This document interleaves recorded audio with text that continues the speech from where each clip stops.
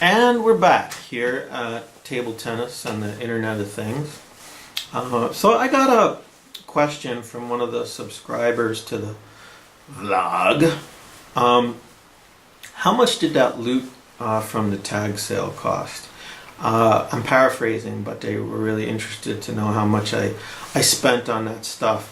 And with this episode, I really wanted to tell you about ping pong Parkinson's, but I can tell that on this going into detail about the costs that I may not get to that. So next episode, no ifs, ands, or buts, we've got to talk about ping pong Parkinson, and I gotta hold myself to it.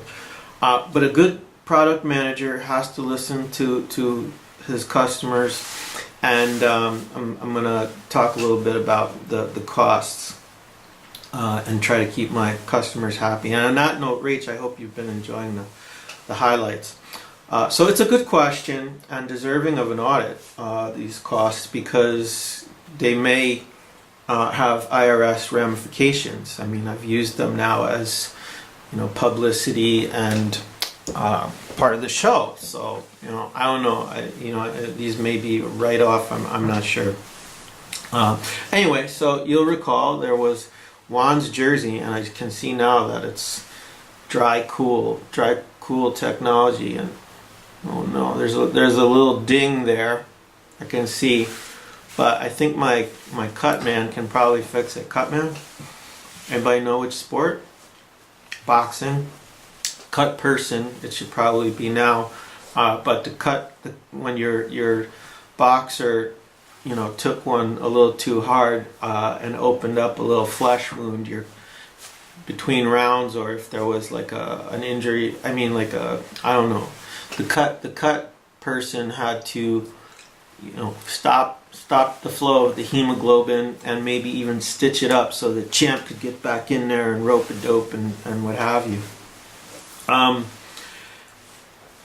digress here, but there's all this talk about, not all this talk, concussion protocols and the dangers of football, and it's, a lot of folks are saying, I wouldn't, my kids won't play that, and but how come people don't talk about boxing? Is it like, it's just such a given that sport should be, if football is brutal, then boxing is should not just be illegal altogether? Biff Bronson could just rattle your cage, and I did a little boxing, actually, a little known fact, when I was at SUNY Albany, and when somebody connects, I don't care how spongy those gloves look, man. Somebody gets you just right. It feels wrong. It really hurts, and it rattles, as I said, rattles your cage. Anyway, total digression. Let's move on. Okay, the costs. So it was marked $2. Juan, give me a call. This is yours. They gave it to me for $1. Then there was the shades. Coincidentally, these name brand shades that I like so much, and it happens to be the same brand as my one of a kind Biff Pocoroba shirt. And incidentally, since this is about careers, and I'm supposed to be trying to make a career of table tennis, didn't anybody think to tell me that this should be a cautionary tale when the chair umpire is asking you for odd jobs? I'm still determined to try to make a go of this, but that kind of just rung a bell as we're treading into dangerous territory here. But I'm doing it for the love of the sport as well. It's not all about the money, so let's not worry about that just now. Let's give it at least 6 months to a year. Treatsy. Okay, the sunglasses. These were marked $8. They also gave these to me for half off. And what you didn't know the other day was that it came with two little vessels. This little soft satchel, and I guess I shouldn't show the actual name brand, but on the thing it says genuine software, and for a guy that used to work in software and maybe have to go back to it if I don't get more subscribers, hint hint, genuine software was a selling point for me. And then this hard case clamshell. So 4 clams on this, on these, and then lastly, the terrifying flex mandible mask that looks like a monkey mask that probably came from Indonesia or some point east. This was actually full price. This was $3. So altogether it was about 8. And you know, for me, it's already given minutes and minutes of enjoyment that I have shared with you now, y'all. And you know, to me, it's money well spent. This church is really beautiful. They keep the grounds immaculate. I drive by there all the time.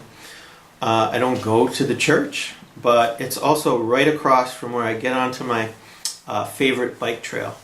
And so, you know, if this is, I consider it like a contribution, like an investment in beautifying the community, because if they use it to plant more bulbs, or if, you know, if they sow the seeds of peace and love, then hey, win-win for me, win-win for us all. All right, so that's the cost. And as I said, eventually this could be a tax write-off. Everett and LaFear, please keep me honest on that, because they're my tax guys, and you know, if I don't want to, you know, take advantage of loopholes that you know I shouldn't. But on the other hand, you know, I now that I'm, you know, an ambassador to the game and I'm giving of myself here, I also don't want to shortchange myself if this is the right thing to do. Moving on. So on that note about the my favorite bike trail. So Saturday, it's Monday today. Saturday, I took a bike ride. It was a beautiful day, and I actually went past that church onto my bike trail, the Bronx River pathway. And as I was riding along, I got probably about a mile into my ride, or maybe a mile and a half, something like that. I could see off in the distance, like it goes along the Bronx River, of course, and there's a beautiful old stone bridge, and underneath that bridge is an egret, white, big, beautiful bird. You just can't miss it. I'm like, okay, I need to pull off here and try to get a picture of this bird. Let me see if I can get this. So there it is. Don't know if it's going to show up or look like anything. The bridge is there, like the outline of the bridge, and there's the egret and the reflection in the water. Anyway, beautiful little thing. And so, right, it reminded me of the short story, The Great White Heron. Anybody know who that's by? Christine Fichter, if you're watching. I think you were in my class. Sarah Orne Jewett. Sarah Orne Jewett. And so I'm off there putting now my cell phone back into my holder there, and about to get back on the trail. And incidentally, that's right when I got your text, Kaylin, that you had enjoyed the 4th episode with Dan, and thank you. I'm glad you enjoyed it. And Kaylin is the other half of the valedictorian captain of all the sports. She's every bit as athletic and sharp as her husband. Love you guys. And so, right. So I look down, and what do I see? I see something that looks like a doorknob or a yo-yo. It's this thing. And when I of course pick it up. I'm like, you know, I see a shiny object and I can't let it go. I pick it up, and I knew right away when I saw this picture what it was, because actually when I was shopping for a bell for my bike, I saw this very model on the big, site where everyone goes. It sounds like a big woman who's like sort of a monster. Were they monsters? The Amazons. I'm not supposed to publicize things like that, but so yeah, I saw this, and it was like I saw this picture with the champagne and the flutes and the pouring, and it says Electra on the bottom. I actually knew a girl named Electra. Anybody know who wrote Electra? Sophocles. And now I'm going to digress again because we've been on this whole sewing kick, and it reminds me of my favorite joke. This guy walks into the tailor shop and with his ripped pants and says to the tailor, Eumenides? And the tailor says, Euripides? Yeah, I mean, I told you I'm an English major. Anyway, so I knew a girl named Electra. She was cute as a button. I probably haven't seen her since first grade. Electra, if you're watching, I still have a soft spot for you here. Anyway, so I gave the thing I wanted to ring it and see. Nothing. It was jammed. Like, you could tell it was jammed. It wouldn't ring. And then a little way away from it, I found this part of the bracket that goes onto the back and holds this thing together. And I even found this little screw, but they were scattered, like maybe 5-7 feet apart, but you could see them. And I wondered, did this thing not ring and somebody got frustrated and just tossed the whole business off the trail when they were riding? Or, did it fall and that's how it became on a bell without a chime? I don't know. But if you left it there, thank you, because I pride myself on being able to fix stuff, and I could tell that this thing unscrewed. And as I looked into this, there was like a pin that was out of its housing, and I put the pin back into its housing, and I put this thing back on, and I gave it a little, wait, gotta hold it this way. Yep. Hey. There it is. I mean, really nice. It works. So, and I do have a bike that needs a bell. So I'm gonna salvage that and put it on there. So you can see I'm a salvage guy. When you're a salvage guy, you're a salvage guy all the way. Marcy, I know you know that one. West Side Story. So this takes me back to the Westchester Table Tennis Center. A little while back, when I was walking in to the club, I saw a pair of headphones sitting on a box that was out with the garbage and the recycling, and they definitely looked mangled, but not completely destroyed. Excuse me. And so I picked them up, and they have this retractable, so that you can, you can fold them up, which is cool, and the other so that, if your head is bigger or small, you can adjust them a little bit by retracting or putting in, whatever. And this technology, this wireless Bluetooth noise canceling headphones, had actually been mocking me, because when I was working at Pearson for my 10-year anniversary, a lot of corporations do this. You get a gift, and they have a list of gifts that you can order from. You choose your 10-year gift. Well, I got a form email, and I thought about it, and I said, I'm gonna get the noise canceling wireless headphones. And I went to order them, and there was a problem. It said something like, your order can't be fulfilled, please contact your HR rep. Well, I did contact my HR rep, Michelle, if you're watching, hello.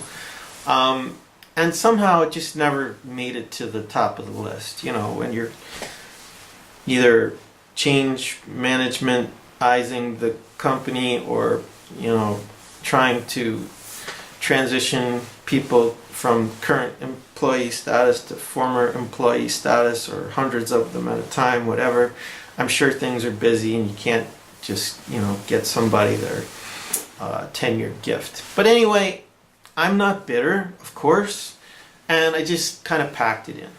But every time I saw somebody with those headphones, I always thought, man, that could be me. On the plane, you always see them on the plane. So anyway, pride myself on being able to fix stuff. One of these things had come out of its track here, and it was just dangling by a little wire. And the plastic was broken. Well, I'm a MacGyver type. I fix all kinds of stuff, rickety chairs and tables and solar lights, and it gets me into trouble, like old plate and locks, old antique lighter, you name it. I like to try to fix stuff. It gets me into trouble because some things are just meant to be disposable, so you spend a lot of time, don't get a lot of bang for the buck. But anyway, it's always an adventure. And so, needless to say, I spent some time on this, and I got them together, and I cannibalized some old plastic to fix the track here and tweezed the wires back in, and it had the charger was one, didn't have the charger, but I have something that fit in there to charge, and some of my other components. Charged it, turned it on, worked like a charm. And now what I do is when I go down and hit against my robot, I'm going to give you a tour of my basement. The robot is for hitting table tennis balls. And what I do is, instead of listening to the whirring mechanicals of my robot, I put these on with one of my nice playlists, My Sweet Lord, Brandy, the Belmonts, George Harrison, whoever. I put this on, I play, I get into the groove, and it's just, to me, it's just like, and I was on the plane, I forget where I was going, San Diego or Las Vegas for something, and I wore these, I listened to my music, I listened to my podcasts and watched some videos, and it just felt like $1,000,000. So that's the world of salvage and the Internet of Things.